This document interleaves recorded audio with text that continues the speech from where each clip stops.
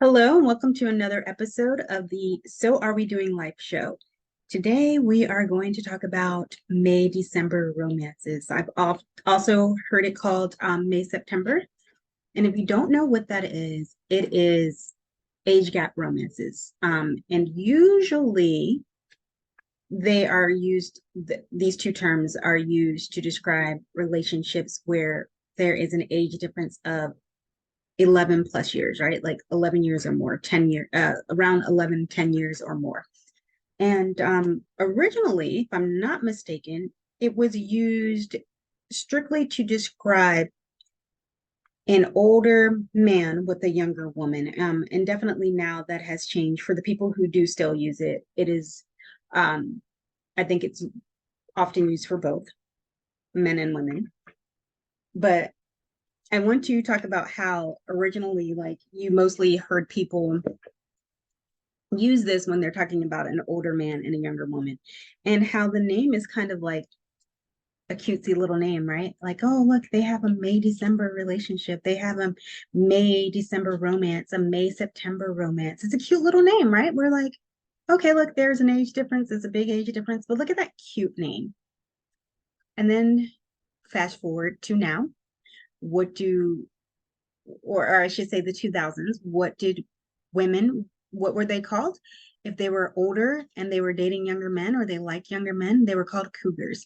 Um, I don't remember the exact age range, but then like women who are not cougars are pumas, right?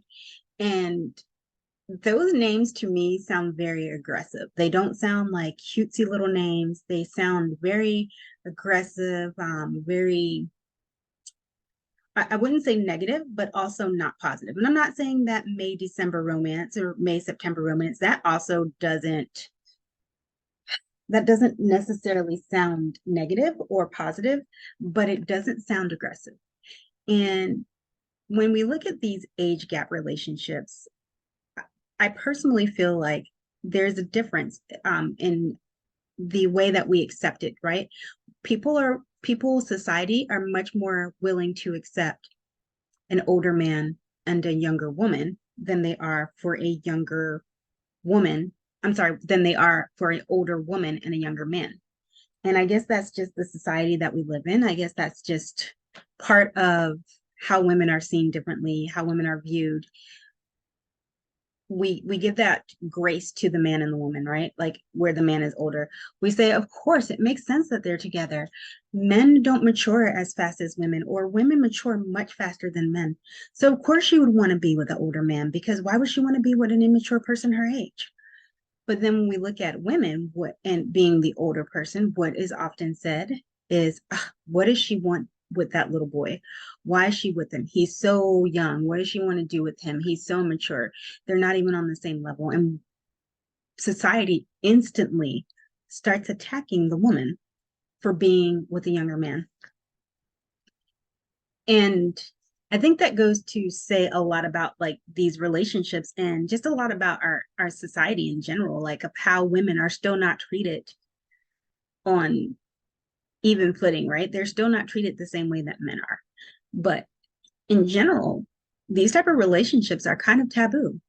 I think that like often we look at these relationships in a negative light, as society, we as in society, not we as in me, an individual, because I don't have a problem with these type of relationships. I think that if two people care about each other and love each other and they have common ground, then they should pursue that, right? Because there's a reason that they're resonating with each other. There's a reason that they're in alignment with each other. We don't know what that reason is. We can't tell someone's heart. We can't tell what someone is thinking, how people are feeling, because your feelings and your emotions are yours. And if you two are drawn to each other, then maybe you are meant to be together. Maybe there's a reason for the age difference that is bigger than us that we don't know about. But we can't just blame the woman for being the older person. I definitely think we need to be more aware and more accepting in both situations. And when I say more accepting, I don't mean in all situations. I don't think that it is okay for a 30-year-old to date like a teenager, right? Like a 15-year-old or something like that. But do that I think that it's okay for a 30-year-old or a 35-year-old to date someone who's like 17 years older than them, 15 years older than them? Absolutely, because why? They're both consenting adults at this point. And there's a couple that I follow online, and anybody who follows me, you know who I'm talking about. Um, and I noticed recently that they've been getting some hate comments. I absolutely adore them. First, I want to say that. And I think that the woman is amazing. She inspires me because she is all about breaking glass ceilings and living outside of the box and defying social norms and doing all the things that people don't expect someone her age to do. And I love it because I'm all about that. I refuse to live within the box. And I think anybody who refuses to live within the box is amazing. Do what makes you happy and live the life that you want to live. But let me go back to what I was saying. I noticed that a lot of the comments were just attacking her. What does she want with that little boy? Why don't she leave him alone? Why doesn't she find someone her age? She must have obsession with her age, and that's why she's dating someone younger.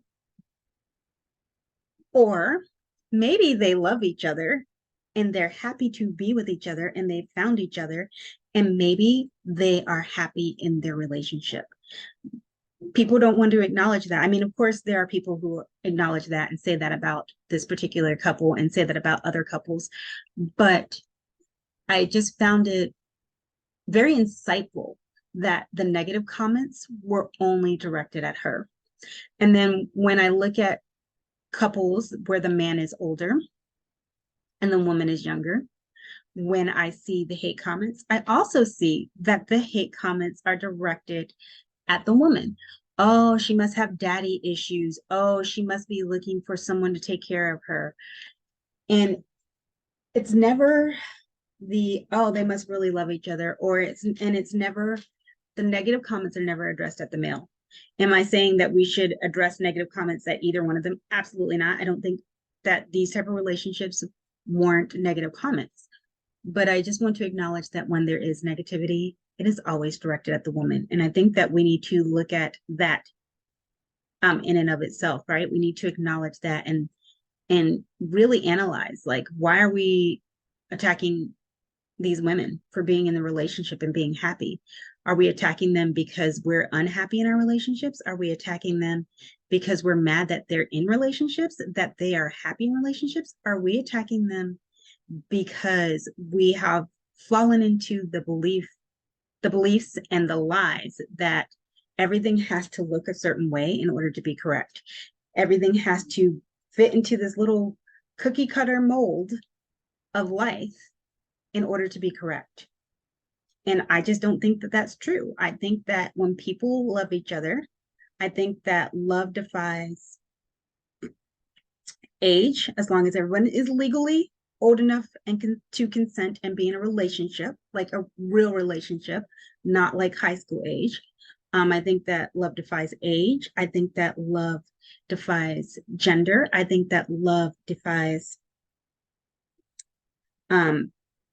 religion. I think it defies all of that. I think that, sometimes you do want some of those things to be on the same page to make things easier, like especially like spiritual beliefs and morals and things like that. I think it makes your relationship easier, but I don't think that they're requirements for a healthy relationship. And I don't think that May December romances are necessarily a bad thing. I think that despite, I know I'm going to get a lot of negativity and a lot of pushback from this, but despite what everybody thinks, I think that these can be very beautiful relationships, because I think that when you're in this type of relationship, you are, in a way, and not just these type of relationships, any relationships that are seen as taboo, any relationships that are outside of the box or outside of societal norms or expectations. I think the two people involved, or the individuals involved, however many, like even polyamorous, right? Like anything like that.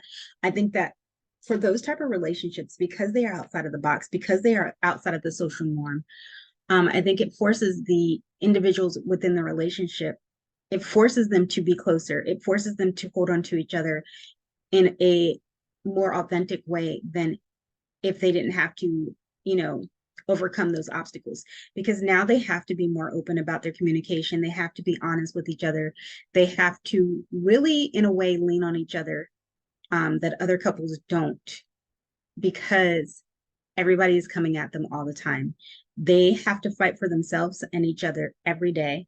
They have to fight for their love. And I think that fighting for your love every single day, meaning not fighting with each other, meaning fighting just society in general and beliefs, forces you to be real about your feelings and forces you to be open with your partner in a way that I just don't think that normal, when I say normal, I don't mean normal. I mean like normally accepted societal norms, societal beliefs. I think that when you're outside of the box, it forces you to be authentic with each other in a way that you can't be, or takes more time to get there when you're not in that type of relationship, just because you don't have a choice.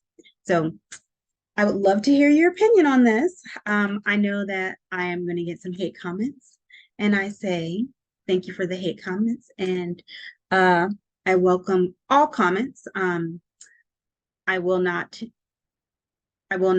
respond to bullying. I will say that, because I know that this is such a hot topic, meaning like hot as in tempers get hot, people get upset. So I will definitely, I am open for comments, and I do want you to share your opinion.